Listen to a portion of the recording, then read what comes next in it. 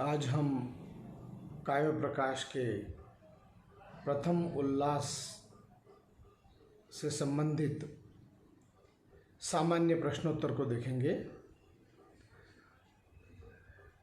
मैं डॉक्टर प्रमोद कुमार सह आचार्य संस्कृत श्री गोविंद गुरु राजकीय महाविद्यालय बांसवाड़ा स्नातकोत्तर उत्तरार्ध के द्वितीय प्रश्न पत्र में काव्य प्रकाश की प्रथम उल्लास के विषय में जानकारी दे रहा हूँ।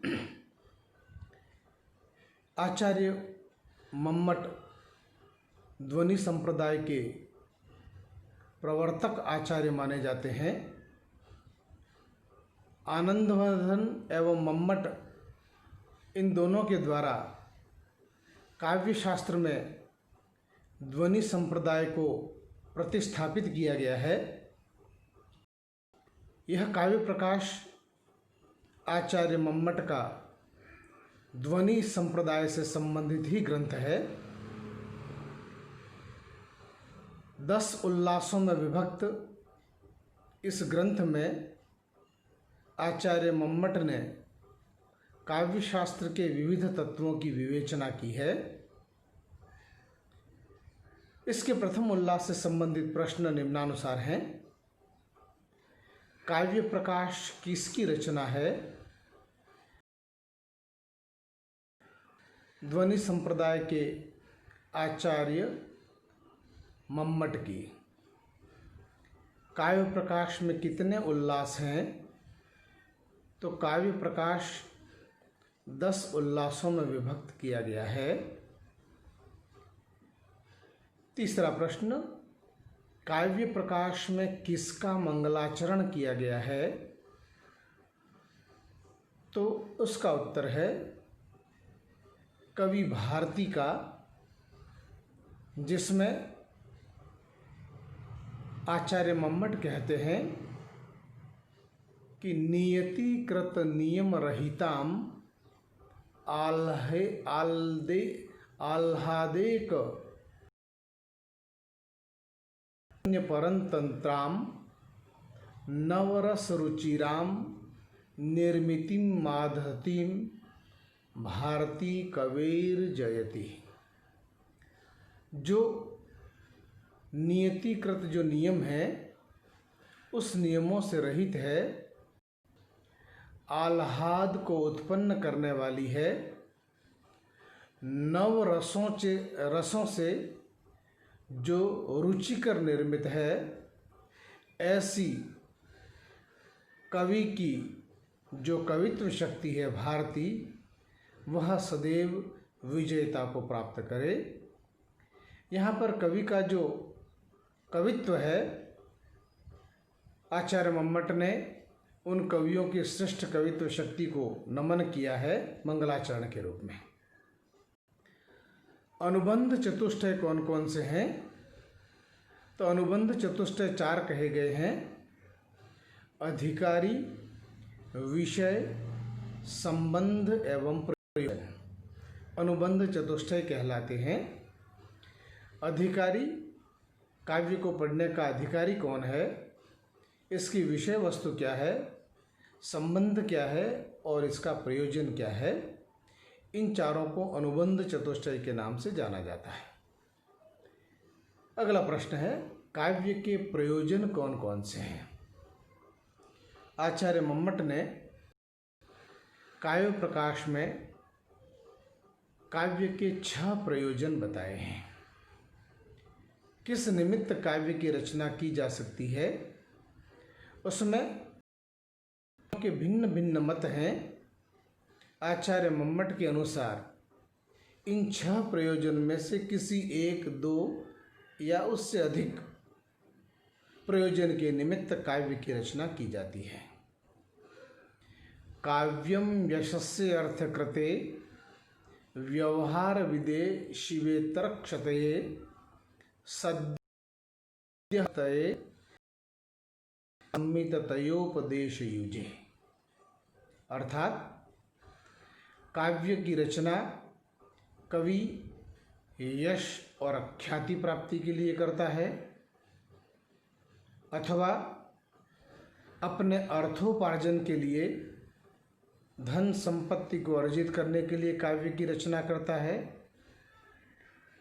व्यवहारिक लोक व्यवहार को प्रदर्शित करने के लिए काव्य की रचना की जाती है। अनिष्ट के निवारण के लिए, कल्याण के लिए, आत्म कल्याण के लिए भी काव्य। कवि पढ़ने, सुनने और देखने मात्र से जिसको आनंद की प्राप्ति हो, ऐसे आनंद को प्रदान करने के लिए भी काव्य की रचना करता है।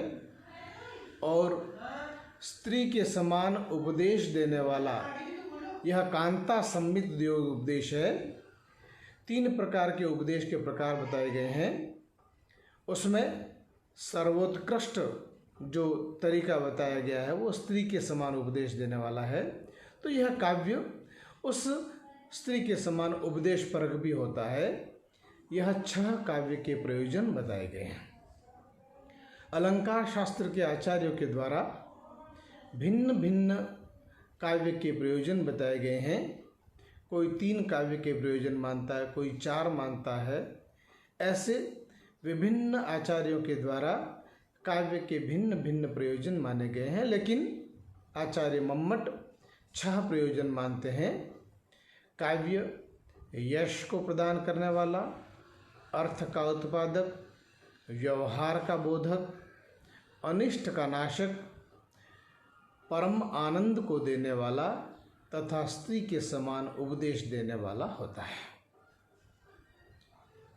अगला प्रश्न है, काव्य के हेतु कौन कौन से हैं? काव्य के हेतु के विषय में भी आचार्य मम्मट का मत है। काव्य के 3 हेतु कहे गए हैं। शक्ति, निपुणता, लोकशास्त्र, काव्याद्य वेक्षणात्, काव्यज्ञ शिक्षाभ्यास।